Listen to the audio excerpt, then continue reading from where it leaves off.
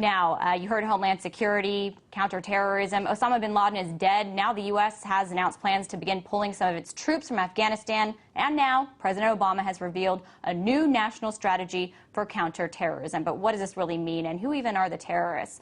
Joining me now to talk more about that is Susan Lindauer. She is a former CIA asset. She covered Libya at the United Nations during the negotiations for the Lockerbie trial, so she really has a lot of insight into Libya. Thank you so much for being with us. Now, first of all, with this new counterterrorism strategy, I'm just curious if you have any reactions to it. What changes? I mean, Afghanistan and Pakistan are still the target, the target's still al-Qaeda. It's all the same stuff. So do you think resources will be just redeployed from Afghanistan into other areas? I think that it is, I'm very disappointed in President Obama for thinking that the platitudes are going to address the terrorism issue. What I see us doing is creating more terrorism through our policies in Libya and Yemen.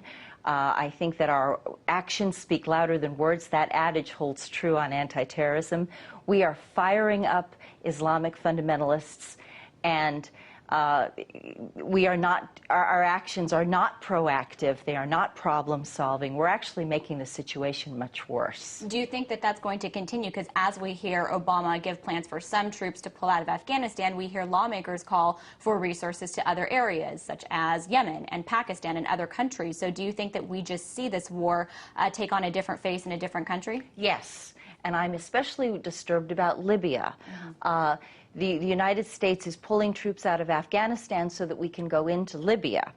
And what my documentation is showing, as an asset, as a former asset, I have extremely good ties and knowledge and depth of resources inside Libya today.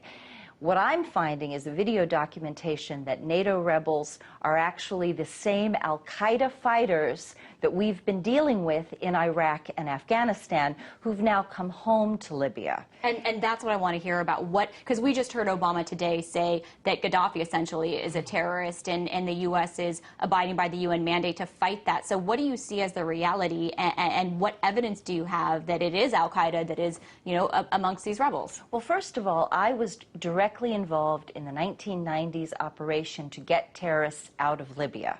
And I can assure you that all terrorists were removed from Libya by about 1998, 1999. Since then, Gaddafi, by the way, was the first government to inform Interpol about Osama bin Laden.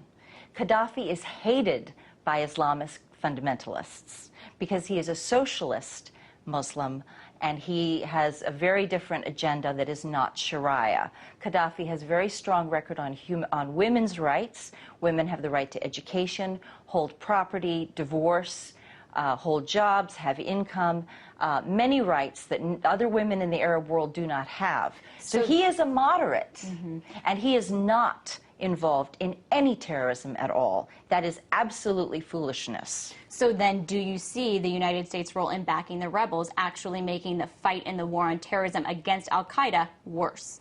We have shifted. I'm amazed. I'm so disappointed in Obama that he is actually shifting resources to finance al-Qaeda rebels and to provide U.S. enforcement of the al-Qaeda presence in Libya.